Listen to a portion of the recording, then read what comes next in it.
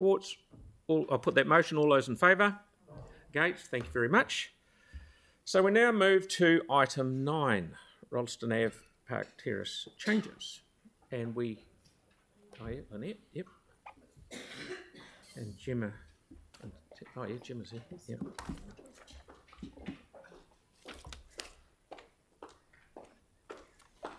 Kia ora. So just to give you a bit of an update, I guess. So following the briefing on May 16th, staff went away and collected a lot of data around traffic flows and volumes, buses, people using the cycleway, and we also completed a road user survey.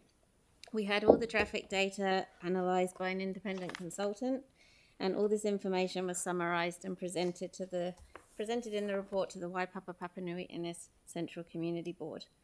On July 12, staff completed a briefing with the Community Board.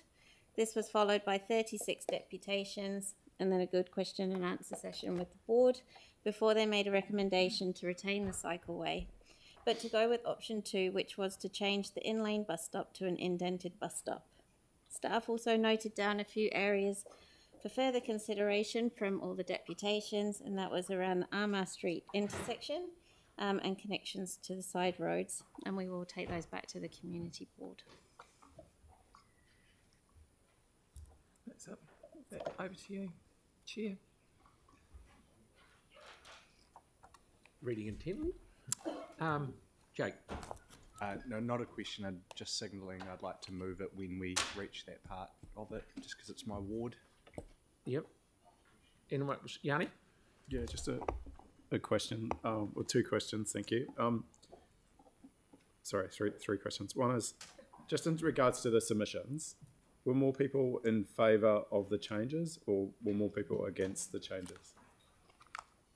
I'll just refer to the report. It was 45% didn't support, but the majority, the remaining, then didn't, said there was no impact on their journeys, or it made it better, or they just didn't really know either way. So it was 45% didn't, said that they thought it had made their journey worse. Right. And so the majority, didn't. There was a clear majority of submitters that thought it had made things worse. It was 45% thought that it made their journey worse. Okay.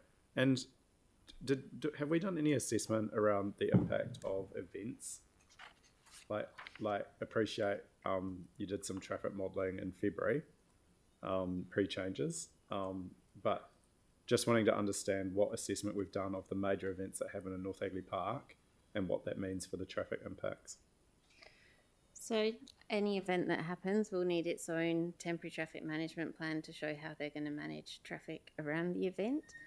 We haven't undertaken any modelling to show what those are because the events are all quite different, but it does give another form of access to those events that's not car-based.